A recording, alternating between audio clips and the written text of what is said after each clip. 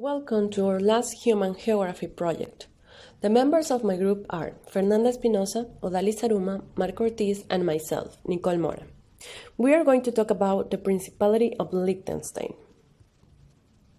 The Principality of Liechtenstein is situated between the Austrian province of Vorarlberg and the Swiss cantons of St. Gallen and Graubünden. It is a sovereign state, whose history dates back to the 3rd of May 1342, when Count Hermann I became ruler of the county of Vaduz. Additions were later made to the count's domain, and by 1434 the territory reached its present boundaries. It consists of the two former counties of Schellenberg and Vaduz, which was until 1806 immediate fiefs of the Roman Empire. The first in 1699 and the latter in 1712 came into the possession of the House of Liechtenstein, and by diploma in 1719, granted by the Emperor Charles VI, the two counties were constituted as the Principality of Liechtenstein. Liechtenstein is one of the 10 smallest countries in the world.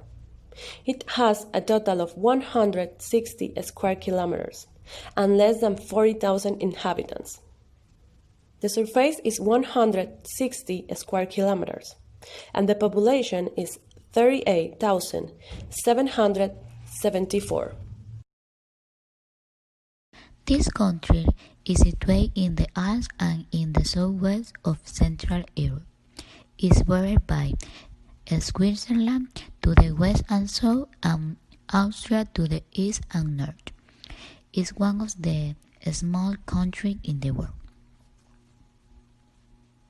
Population.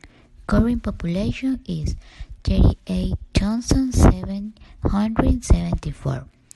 15% are women and 40% are men. Birth rate in 2019, 378 children was born in this country, of which 15% were boys and 49% are men. In that rate, in this picture, you can see the statistic for each year. In this country, there are 7.2 deaths for every 1,000 inhabitants. It is one of the countries with the least population and few deaths. Diseases. These are some of the diseases that prevent you when you travel to the country. Language and dialects. Liechtenstein's official language is German, and the Principality is the smallest of the 4 countries in Europe populated by a majority of German speakers. Other languages are also spoken by the foreign-born population, which makes up about 14% of the country. Ethnic Liechtensteiners, who compose about 2/3 of the population, are descended from the Alemanni tribe that came into the region after 500 in Christian era. Although the official language is German, most of the population still speak in Alemanni dialect, containing local variations in pronunciation and vocabulary. Bolsers, descendants of immigrants from Swiss canton of Valais, settled in Dresdenberg at the end of the 13th century, and continue to speak a particularly distinctive form of the language. Religion. Catholic religion predominates in this country, but this has an explanation. The Principality of Liechtenstein was formed by 2 independent lords of the Holy Roman Empire, Vaduz and Schellenberg, who occupied the Rhine Valley. Was founded in 1719 and continued to be part of the Holy Roman Empire. It was included in the Rhine Confederation from 1806 to 1815, in the German Confederation from 1815 to 1866. In 1866, Liechtenstein became independent. About 4/5 of the population are Christians.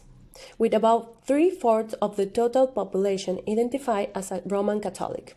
However, there are other religions such as Protestants, Orthodox, Christian, Muslims, among others. Education. Liechtenstein boasts an attractive education landscape, with a successful and diverse schooling system. The Constitution stipulates that the state is responsible for schools. Research and science are important investments in the future to safeguard innovation in the state's economy and society. Liechtenstein takes targeted measures in order to transform research results into areas of strong economic growth, such as new technologies, thereby creating new jobs. Education is supervised by the National Board of Education and is compulsory beginning at age of 7. The school system consists of a primary school, secondary school, vocational school, grammar school, commercial high school, music school, and technology college. The University of Liechtenstein offers degrees in architecture and business administration. And also, they have the private University of Liechtenstein, which is more focused in medicine and law. On September 1st, 2011, the law of same-sex marriage was approved in Liechtenstein. This was approved by the parliament with the purpose of ending with discrimination and also employment discrimination, giving this and the LGBTQ plus community members feel that they are backed up by the law of Liechtenstein. War causes. So Liechtenstein is a very small country and they weren't part of any war, but when there was World War II, they were in between of these countries that they had the war. So they, at the time, they had an army of 80 soldiers. So what they did was to protect their borders. There's actually a story that they say that Liechtenstein sent their army to protect the border of any attack, and they even came back to the city with more men because they didn't fight for anything. They were a very peaceful country. They never got involved in World War II. So immigration. We can see that the percentage of immigration in 2015 is of 62.60%, and this is because Liechtenstein is a very small country, and maybe this is because these countries do not offer them as many opportunity as their neighbors countries. So forward in the presentation, Fernanda is going to talk about what work opportunities Liechtenstein offered and what citizens do for a living. Also, if people want to migrate to Liechtenstein, they have to have a high level of studies. They need to have a diploma, and they need to go with a permanent job. They are very strict with the people that are looking forward to live in their country because they protect them a lot. Work GDP or gross domestic product and income. According to the official data from the World Bank, the gross domestic product in Liechtenstein was worth $6.35 billion in 2019, and their incomes are of $173,000 on 2017, according to the data from World Bank. As we can see, 2014 was the best year for them with $6.66 billion. But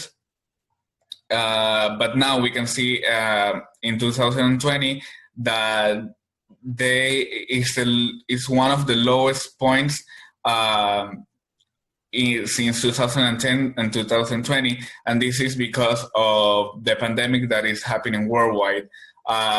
Actually, Liechtenstein is one of the countries that has the best economy worldwide, despite of being a very small country. Thank you.